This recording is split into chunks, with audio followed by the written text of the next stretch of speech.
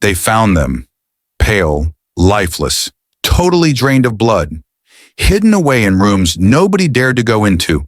And right in the middle of it all, a woman who was beautiful, powerful, and completely insane. Her name was Countess Elizabeth Bathory.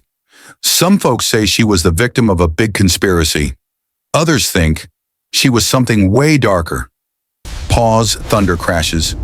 Tonight we're diving into her head to figure out not just what she did, but why. Elizabeth Bathory was born back in 1560 into one of Europe's richest and most powerful families. She was really smart. She spoke Latin, Greek, and German like a pro. But from day one, she grew up around tons of violence and cruelty. For nobles like her, torture and executions were just part of everyday life. Kids were basically taught that real power comes from being in control, and the best way to control people was by scaring the crap out of them. Psychologists today would probably call it desensitization. You know, when your brain gets so used to seeing suffering that it stops bothering you. In her world, dishing out pain was the ultimate way to show who's boss. At 15, Elizabeth got hitched to Count Ferenc Nadasdy, this guy they called the Black Knight of Hungary. While he was off fighting in non-stop wars, she handled their huge estates all by herself. She had total control over the peasants, the servants, and basically their whole lives. Being isolated like that can really mess with your head. Months of quiet, with no one to check your power. Psychologists call it a God complex. You start thinking you're above all the rules and morals that apply to everyone else. And pretty soon, rumors started flying about punishments way more savage than anything even a battle-hardened soldier would pull off. One story goes like this. A maid was brushing Elizabeth's hair and yanked it a bit too hard. Elizabeth hauled off and smacked her, and the girl's blood splashed onto the countess's hand. When she wiped it off, she swore her skin looked younger and smoother right there. That little trick of the light might have sparked this crazy obsession, a total downward spiral driven by vanity and some wild delusions.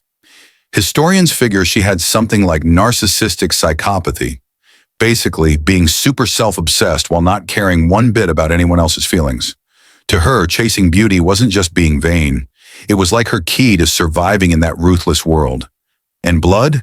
It turned into her go-to medicine. Young peasant girls got lured in with promises of jobs, schooling, or just a decent meal, only to disappear inside her castle walls, never to be seen again.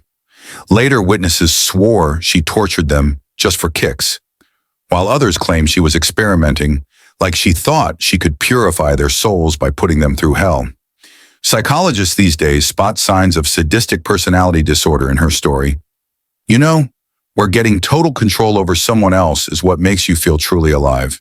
And the deeper she went down that dark path, crossing every moral line, the harder it was for her to ever climb back out.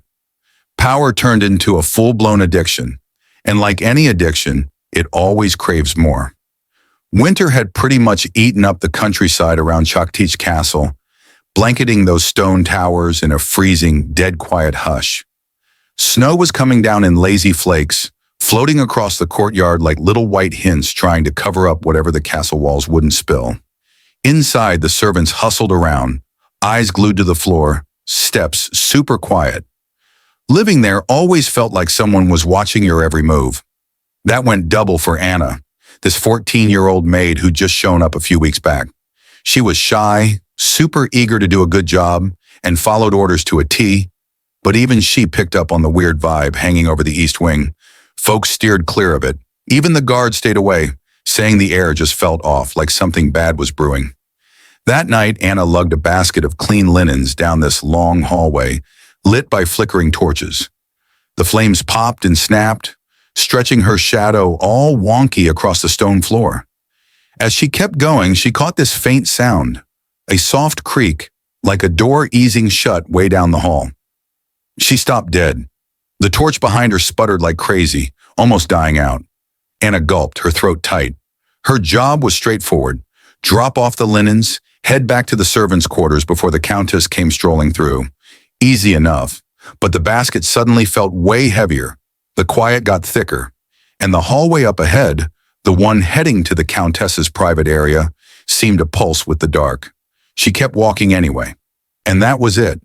The last time anyone laid eyes on her. Come morning, Anna was nowhere. Her bed hadn't been slept in. Her winter coat was still hanging right where she'd left it. The other servants huddled up in scared little groups, whispering so low you could barely hear, terrified their words might bounce off the walls. All they turned up was her linen basket dumped on the floor by the east wing, and this little ribbon of hers, snagged under a heavy wooden door. The door was locked tight from the inside. Some folks said they heard a muffled scream in the night, but nobody had the guts to check it out. Others swore they spotted the Countess wandering the halls later than usual, her steps quiet, her face giving away zilch. But nobody asked questions. Not in this place. Not about her. By lunchtime, the whole thing was getting swept under the rug, covered with lame excuses. She probably just ran off. Maybe she bailed on the cold. Could be she headed back to her village. But the servants knew the real deal, because a chilling fact was buzzing through those castle hallways, one nobody would say out loud. This was the first girl to go missing, and the castle was just getting started. Psychologists these days spot signs of what used to be called sadistic personality disorder in her story. Quick side note, it's not an official diagnosis anymore. The DSM-5 dropped it, but back in the 1980s it was in the books. Basically, it described people who get a real rush from being cruel, demeaning, or aggressive toward others, usually just to feel in control or on top. For them, dominating another person is what makes them feel truly alive. And the deeper Elizabeth went down that dark path, crossing every moral line, the harder it was for her to ever climb back out. Power turned into a full-blown addiction, and like any addiction, it always craves more.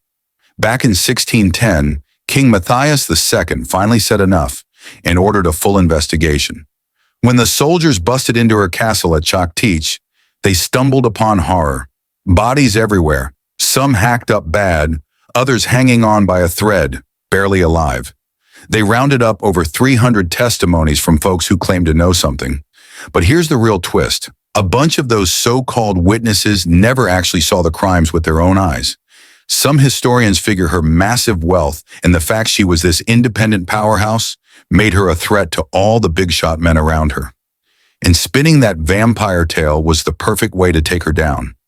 So was she really a cold-blooded killer? Or just a strong woman who got railroaded by the patriarchy and some shady politics? Elizabeth never got a public trial. Instead, they bricked up her windows, leaving just a tiny hole for air and food. For 4 whole years, she was stuck in total isolation. Picture it, a mind already messed up from vanity, guilt, and fear, now locked away all alone in the pitch-black darkness.